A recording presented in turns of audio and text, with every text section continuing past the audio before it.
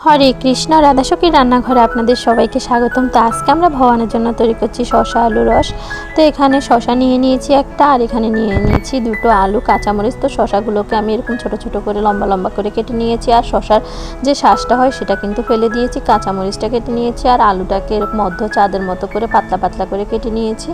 তো এবার পাইপেনে দিয়ে দিয়েছি সামান্য একটু সরিষার তেল, আর এখানে দিয়ে দিয়েছি একটা তেজপাতা আর এক চামচ জিরা। আর জিরাটা যখন একটু লাল হয়েছে তখন এখানে দিয়ে দিয়েছি আমি কেটে রাখা আলুগুলো, আর আলুগুলো দিয়ে লবণ দিয়ে খুব ভালোভাবে ঢেকে ঢেকে রান্না করব যতক্ষণ পর্যন্ত আলুগুলো একটু লাল হচ্ছে আর আলু থেকে যে জলটা বের হচ্ছে তা শুকোচ্ছে। তো যখনই আলুর জলগুলো শুকিয়ে যাবে তখন আমি এখানে কেটে রাখা শসাগুলো দিয়ে দেব, আর শসাগুলো দিয়ে একটু হালকা নেড়ে ছেড়ে সামান্য একটু হলুদ দিয়ে খুব ভালোভাবে লাল লাল করে ভাজি করে নেব। আর এই শসার রসটাতে কিন্তু হলুদের পরিমাণ একদমই কম দিতে হবে, কারণ পেঁপে, শসা এসব মানে সবজিতে কিন্তু হলুদটা কিন্তু কম দিলেই খেতে ভালো লাগে।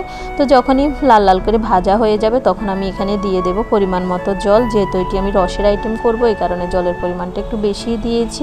আর দিয়ে দিয়েছি কেটে রাখা কাঁচামরিচ। তো এখানে কিন্তু আমি গুঁড়ো মরিচ ব্যবহার করব না, কারণ শসার রস কিন্তু বেশি ঝাল ঝাল হলে ভালো লাগে না, তবে আপনারা চাইলে দিতে পারেন।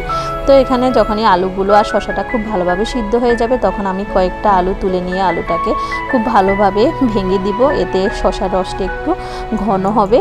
তো আপনারা চাইলে এটি নাও করতে পারেন, তবে যদি একটু মনে হয় যে একটু ঘন রস পছন্দ তাহলে কিন্তু এভাবে কয়েকটা আলু ভেঙে দিলে ভালোই হয়। তো এই যে রেডি হয়ে গেছে। এবার আমি নামানোর কিছুক্ষণ আগে দিয়ে দিয়েছি 1 চামচ জিরার গুঁড়ো। তো আপনারা চাইলে এখানে জিরা বাটাও দিতে পারেন, তাহলে টেস্টটা কিন্তু আরও ভালো হবে। তো এই যে রেডি হয়ে গেছে আমার শসার রস, যা এই গরমের জন্য খুবই সুস্বাদু একটি আইটেম। তো এবার আমি এটি ভগবানকে অন্যের সাথে অফার করেছি, আর সবাই মিলে আস্বাদন করেছি পরম সুস্বাদু কৃষ্ণপ্রসাদ। হরে কৃষ্ণ, ধন্যবাদ।